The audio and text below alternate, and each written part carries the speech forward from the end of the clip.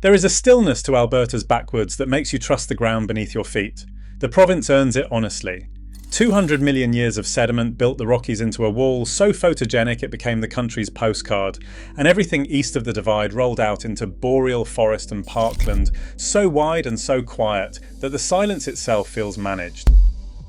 You drive Highway 93 past the Columbia Icefield and read the signs. Bear-proof your cooler, store your food in the locker, carry the spray. You hike the Johnston Canyon boardwalk in sandals and stop at the interpretive panel and nod at the warning about elk. You wade a creek near Nordegg in July and swat at the horseflies and do not look at what is resting beneath the cut bank. You back a camper into a pull-through site at Abraham Lake and step out barefoot onto gravel that has been warm since noon. And you do not think, not once, about what might be curled in the rocks a few feet from where your children are sleeping. You pump water from a backcountry stream in Kananaskis and scan the tree line for bears and see nothing and feel safe. You let your dog off leash on a fire road outside Bragg Creek and watch the magpies and do not consider what left the tracks in the mud at the creek crossing. But that stillness is not safety, it is camouflage. And the animals have been using it longer than the parks have existed. Today, we are counting down 14 dangerous animals of Alberta's backwoods most people never see. They are ranked not by how much harm they can do, but by how completely they have stayed out of the picture you carry of this province. From the ones hiding in plain sight to the ones you would swear could not possibly be here, the list climbs toward the animal whose invisibility is the most total and whose reach is the most personal. Some of these you have driven past on the Trans-Canada. Some you have stepped over on a footbridge in Jasper. And the one at number 1 you may have carried home on your own body without ever feeling it. If you like the kind of thing that makes you look twice at country you thought you knew, take a second to subscribe. It genuinely helps the channel. And tell us in the comments which stretch of Alberta you are watching from or which one you're headed to next. Let's get into the list. Number 14, the northern scorpion. We begin with the animal that should not exist here at all. Paroroctonus boreas is the northernmost scorpion species on Earth, the only scorpion found anywhere in Canada, confirmed as far north as the 52nd parallel, which in Alberta means the latitude of red deer. It is small, roughly 5 centimeters from head to tail, pale yellow to light brown, and it lives in the dry grasslands and coulees of southern Alberta around Medicine Hat, Dinosaur Provincial Park and the Milk River Valley. During the day, it hides in rodent burrows under sandstone slabs and inside the cracks of eroded badland formations. After dark, it hunts beetles and spiders across open ground. Under ultraviolet light, it glows a faint greenish yellow, a property of chemicals in its exoskeleton that researchers use to locate it during field surveys. Its sting is comparable to a bee sting and is not considered medically dangerous to a healthy adult. But the fact that it exists in Alberta at all is the point. Most Canadians would wager anything that no scorpion lives north of the American desert states. The denial is total, and it is built into the latitude. Number 14 is the creature that proves the picture in your head was never drawn from the landscape. It was drawn from the postcard. Number 13, the western black widow, the only spider in Alberta whose venom is strong enough to harm a human. Latrodectus hesperus is confirmed in the southern part of the province, particularly around Medicine Hat and at oilfield sites in central Alberta.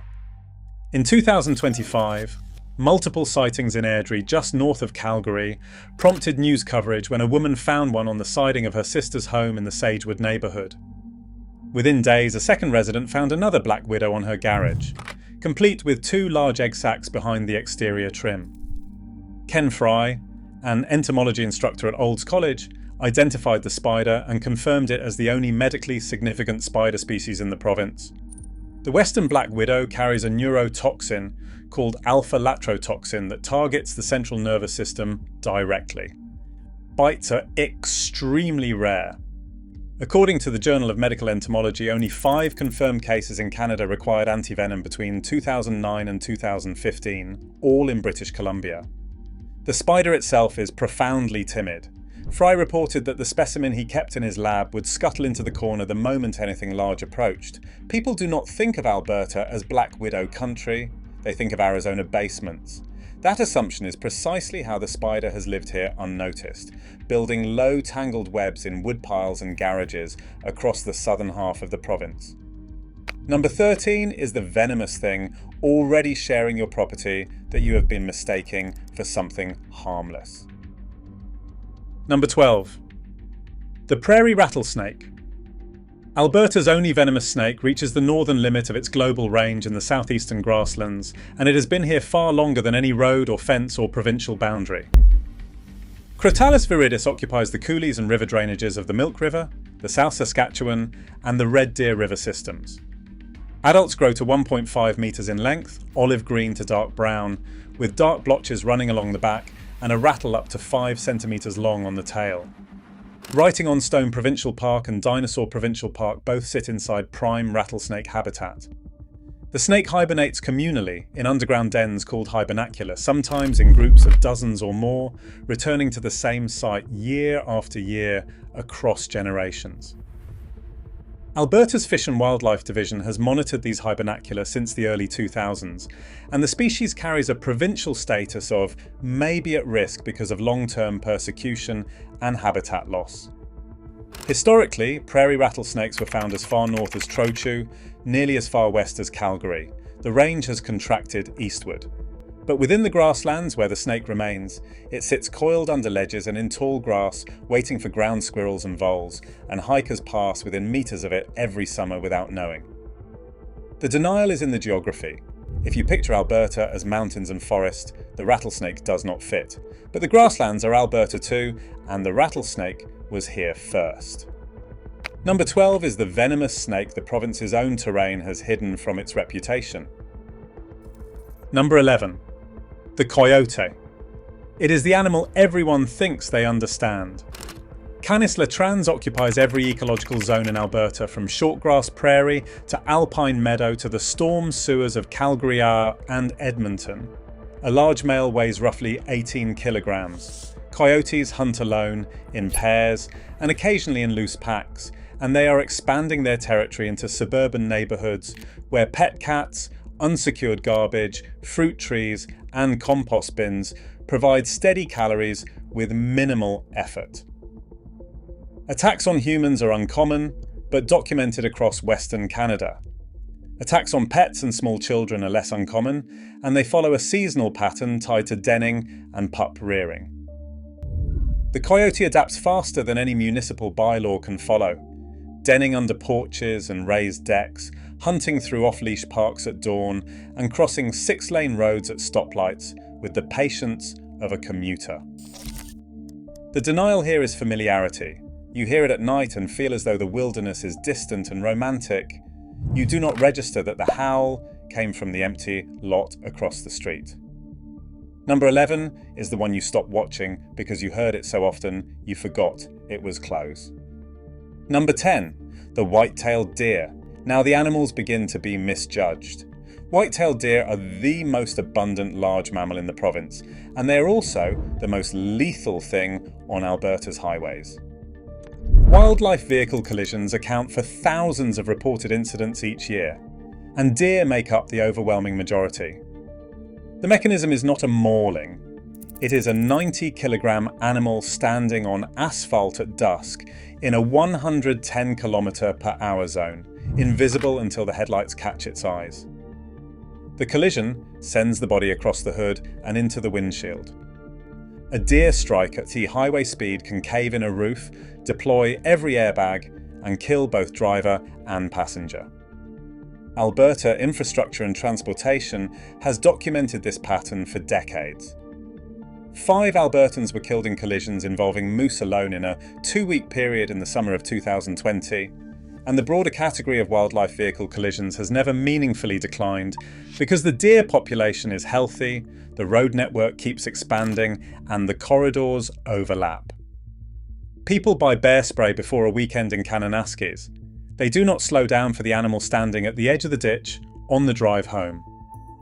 Number 10 is the one hiding behind its own ordinariness. Number 9, the bull elk. Every autumn in Banff and Jasper, bull elk enter the rut and become something the interpretive panels do not fully prepare you for. A mature bull weighs over 450 kilograms and carries antlers that span more than a metre from tip to tip. During the rut, from September into October, Bulls are territorial, aggressive, and entirely indifferent to the distinction between a rival elk and a tourist with a telephoto lens. Parks Canada issues elk advisories every fall, and encounters in the Banff town site and along the Jasper streets are not unusual. A bull elk can close a 30-metre gap in seconds. The animal is not stalking, it is not predatory, it is simply no longer willing to yield ground. And at that weight and at that speed, the distinction between predation and territory does not matter to the person who ends up underneath. People photograph them from 10 metres away because the elk looks calm, head lowered, chewing grass beside the Bow River Trail. But the calm is the warning sign, not the reassurance.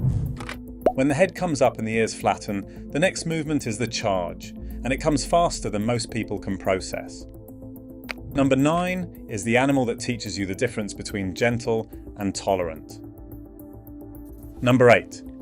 The black bear. We arrive at the bear most people dismiss. Alberta is home to an estimated 38,000 to 39,000 black bears, and that number dwarfs the province's grizzly count by a factor of roughly 40. The black bear occupies the foothills, the boreal forest, the parkland, and increasingly the fringes of rural towns and foothill communities. It is the bear that goes through your garbage in Canmore. It is the bear that strips your crabapple tree in Bragg Creek. It is the bear you see on the side of the Icefields Parkway and slow down for, and then drive on from, because it is not a grizzly. Between 1960 and 1998, black bears caused 13 serious or fatal injuries in the province. The total is smaller than the grizzly figure of 29 for the same period. But when you account for the population difference, the encounter rate is staggering. The black bear is dangerous not despite being common, but because being common has made it invisible. Every warning sign in the Rockies features a grizzly silhouette. Every bear talk at a campground amphitheatre opens with the grizzly.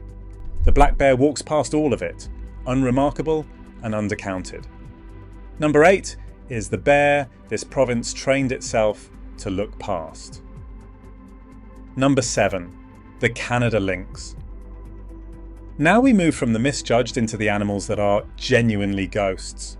The Canada lynx is a medium-sized cat, roughly 10 to 12 kilograms, with oversized snowshoe paws built for crusted boreal snow and tufted ears that rotate independently to track the movement of snowshoe hares through dense black spruce. It is present across the northern half of the province and through the foothills and mountain parks from Waterton to Wilmore Wilderness. You will almost certainly never see one. The lynx hunts at dawn and dusk, avoids open ground, and moves through the understory like smoke.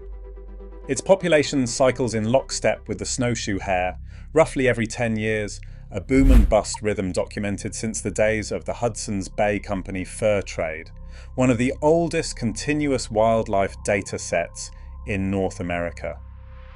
The lynx is not typically aggressive toward humans, and an encounter would more likely end with the cat vanishing into the spruce before you finished registering what you saw.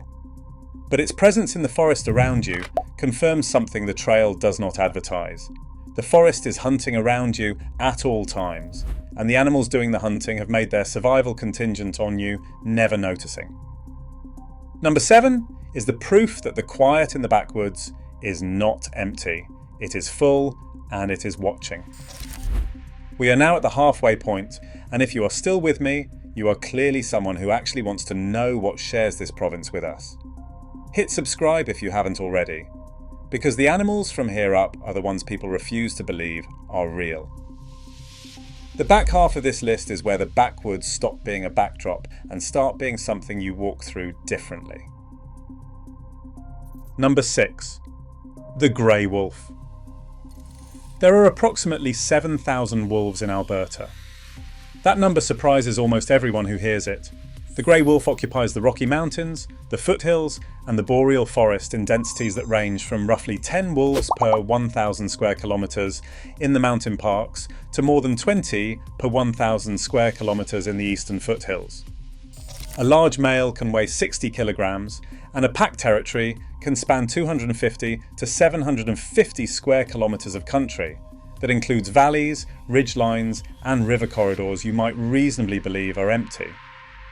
Wolves in the foothills hunt elk, moose, deer, and bighorn sheep. They have been documented taking free-ranging horses in the Rocky Mountain Forest Reserve. The wolf is a legal game species in the province with no bag limit.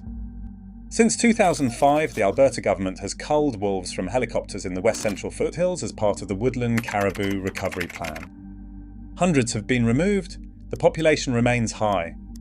You can hike for a decade in Kananaskis country and never glimpse one. But the tracks are there in the river mud if you know what to look for, and the kill sites are in the timber if you know what to smell for. The howl carries across valleys at night in a way that makes distance impossible to judge. Number 6 is the predator this province has never been able to make disappear, no matter how hard it has tried. Number 5. The cougar. Alberta is home to an estimated 1,500 cougars, though the province's most recent population study dates to 2019 and the number may have shifted in either direction since. In parts of southwestern Alberta, densities reach nearly 4 animals per 100 square kilometres. A large male weighs around 70 kilograms and holds a home range of several hundred square kilometres of foothills, river valleys, and forest edge. The cougar is the most effective ambush predator in the province. It hunts mule deer and white-tailed deer by stalking within a few body lengths and launching in a short explosive burst, often from above. Attacks on humans are rare, but they happen. The most recent confirmed attack in Alberta occurred in January 2024 on the rock-bound lake trail near Castle Mountain, about 20 minutes west of the Banff town site, where a hiker sustained soft tissue injuries and was taken to Canmore Hospital. Cougar sightings in foothills communities south of Calgary, in Fish Creek Provincial Park, within Calgary's city limits, and in towns like Cochrane and Okotoks have become routine enough to generate regular advisory notices. The cougar does not want to be seen. Its entire hunting strategy depends on not being seen, on the gap between where you are looking and where it is standing. When you hike a trail in the foothills and feel the back of your neck tighten, you may be right, and the animal watching you made no sound getting there. Number 5 is the one that has been looking at you from the trees this entire time. Number 4, the grizzly bear. But not the grizzly you are thinking of. The grizzly bear everyone pictures in Alberta is the one at Lake Louise, the one standing in the Bow River in a photograph, the one managed by Parks Canada with bear jams and trail closures and aversive conditioning. That grizzly is real, but it is also a carefully maintained public boundary. The grizzly this list is concerned with is the one beyond that boundary. Alberta Environment and Parks estimates the provincial population at between 856 and 973, based on DNA hair snag surveys conducted across the province's 7 bear management areas by FRI Research. In 2010, when grizzlies were listed as threatened, the estimate was between 700 and 800. The population has approximately doubled in the foothills east of Banff. In 2021, researchers identified 62 grizzly bears for the first time in an area of nearly 10,000 square kilometres of boreal forest between Whitecourt and Lesser Slave Lake, country most Albertans would never associate with a grizzly. The bears are moving into agricultural land, boreal muskeg, and prairie fringe. In 2023 and 2024, bears killed some 120 head of livestock, and the province paid out over $153,000 through its predator compensation program. In June 2024, the Minister of Forestry and Parks announced a new management authorization allowing the killing of individual problem grizzlies. The animal the province listed as threatened is now one the province is authorizing people to shoot. The grizzly you know about is inside the park. The grizzly you do not know about is standing in a canola field north of Edson. Number 4 is the bear that outgrew the boundary the province drew around it. Number 3, the Wolverine. Fewer than 1,000 breeding wolverines are believed to remain in Alberta, according to the province's Endangered Species Conservation Committee, and that estimate is now more than 20 years old. The wolverine is listed as data deficient in the province, a classification researchers have publicly criticised because it means Alberta does not know how many remain, will not fund the research to find out, and cannot formally designate the species as at risk. The animal was historically found across all of Alberta, It is now restricted to the northern boreal forest and the mountains and foothills. In Banff, Yoho and Kootenay National Parks, the wolverine population declined by roughly 40% between 2011 and the mid-2020s, from 34 individuals using the parks as part of their range to approximately 20. A wolverine's home range can exceed 1,500 square kilometres. It is the largest terrestrial member of the weasel family, muscular, solitary, and built to tear apart frozen carcasses with its jaws. To see one in the wild is considered a once-in-a-lifetime event. When a Calgary wildlife photographer captured an image of a wolverine on a hillside outside the city in April 2023, it went viral because nobody could quite believe it. Seeing a wolverine in the wild is a once-in-a-lifetime thing, the photographer said. It went by really fast. As soon as it realised I was a human, it took off. In the fall of 2024, the province removed trapping limits on wolverines across public lands, a decision researchers called a regression on decades of sustainable management practice. The wolverine is the animal Alberta cannot count, will not formally protect, and almost nobody will ever see. Number 3 is the one this province is losing before it even finishes finding it. Number 2. The wild boar. This is the animal that breaks the list open. Wild boar are not native to Alberta. They were brought to the province in the 1980s and 1990s as livestock, Eurasian wild boar imported for specialty meat farms. Over the years, some escaped their enclosures. They did not leave the province. They bred, they adapted. And now feral populations are established in multiple parts of Alberta, thriving in wetlands, sloughs and agricultural margins. A mature boar can weigh well over 100 kilograms. It is armoured with dense bristle and a thick layer of subcutaneous fat. Alberta's feral boar carry long dark hair and a woolly underfur that insulates them against prairie winters that would kill most introduced species. A female can reach sexual maturity at 6 months and produce multiple litters per year, each averaging 6 piglets, a reproductive rate that far exceeds moose or deer, which typically produce 1 or 2 offspring annually. In 2021, feral pigs were confirmed inside Elk Island National Park, east of Edmonton, the first sighting of invasive wild pigs in any Canadian national park. As of December 2025, wild boar are classified as a pest in all circumstances under Alberta's Pest and Nuisance Control Regulation.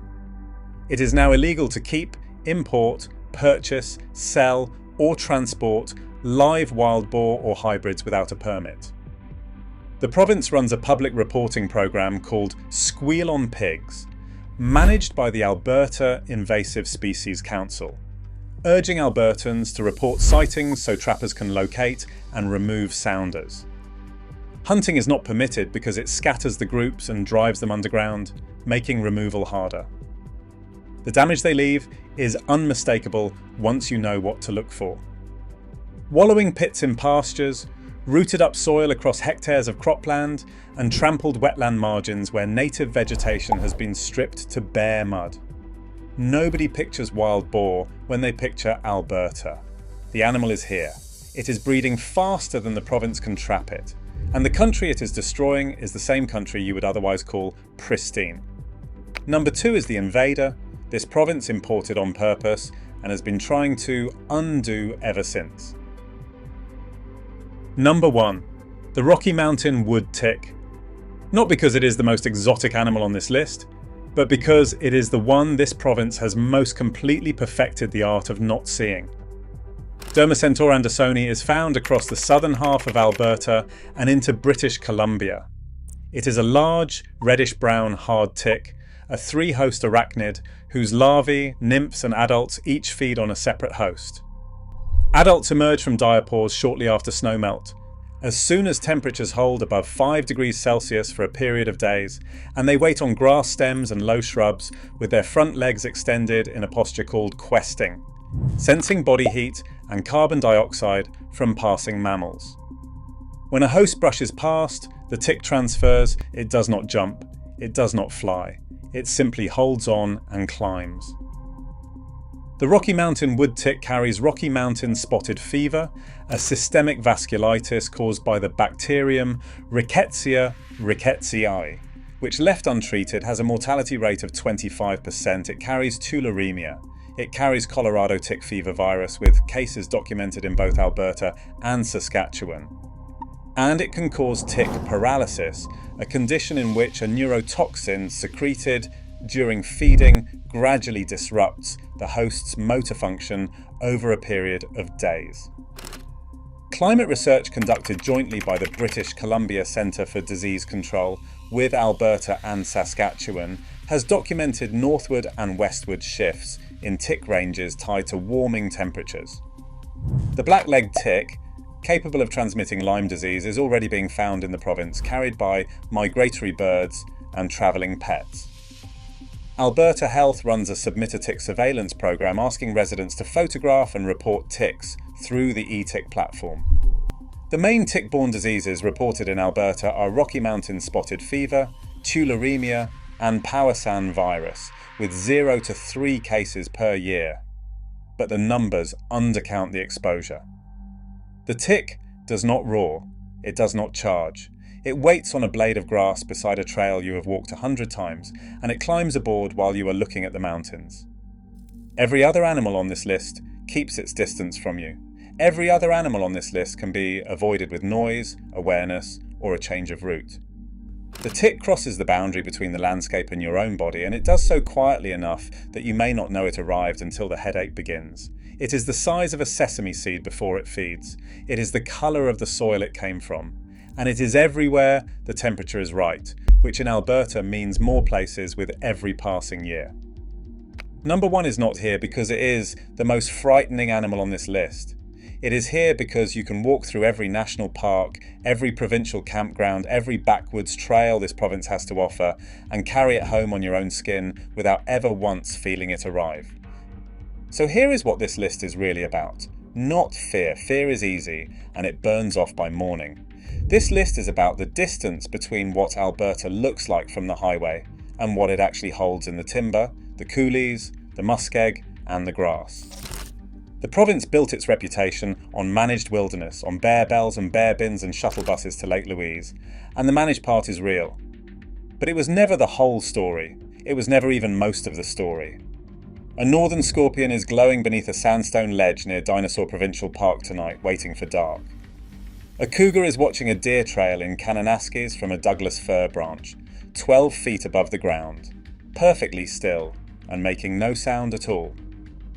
And somewhere in the boreal muskeg north of Whitecourt, a wolverine is crossing a frozen cut line with a piece of ungulate leg in its jaws, seen by nobody, recorded by nothing, doing what it has always done in country that has never belonged to us. The backwoods do not change because you learn what lives in them. The water is the same water whether or not you are watching what moves beneath the surface. The trails are the same trails whether or not you know what is standing in the timber just beyond the bend. Alberta has been holding all of this since long before there was anyone here to name the mountains, post the warnings, or imagine the wilderness had been made safe.